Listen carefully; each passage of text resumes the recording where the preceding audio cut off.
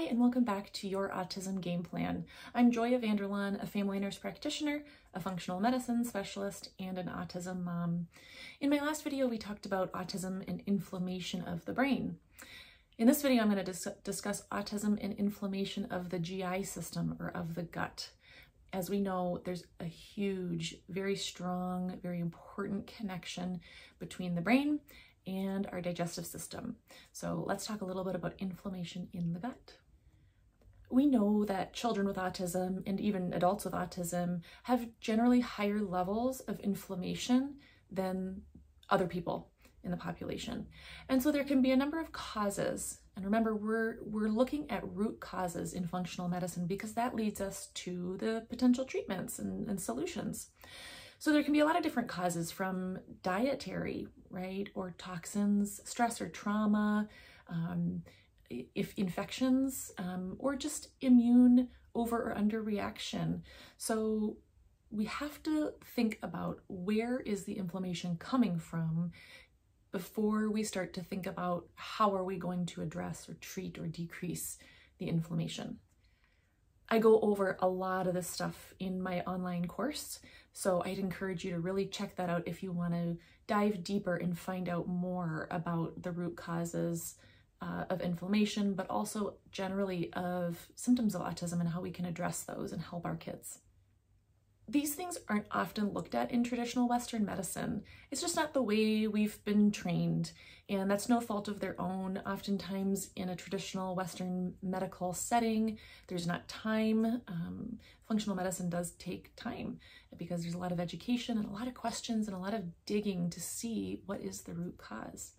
So in traditional Western medicine, often if a child, for example, has trouble sleeping, there's a pill for that. If they have IBS, there's a pill for that. If they are picky eaters, we do speech therapy.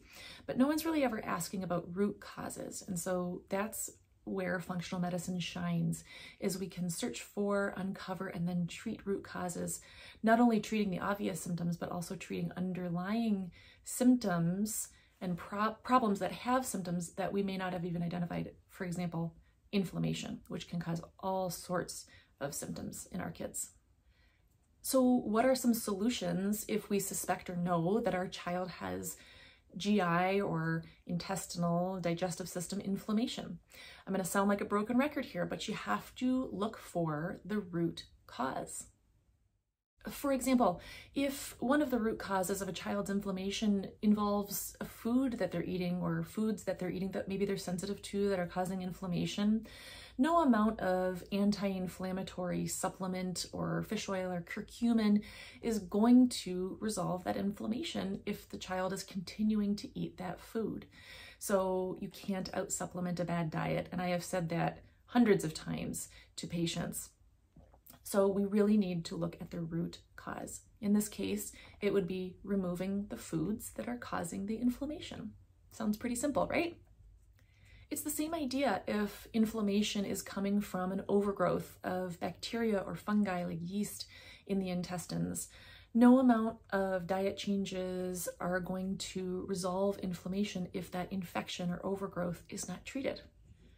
And when we talk about root causes, I often think back to an analogy that was used in some of my original functional medicine training. If we think about root causes and symptoms, if you consider a thumbtack in the heel of somebody, now there's multiple thumbtacks, and we can think of those thumbtacks as potential root causes. Those thumbtacks are causing symptoms, they're causing pain.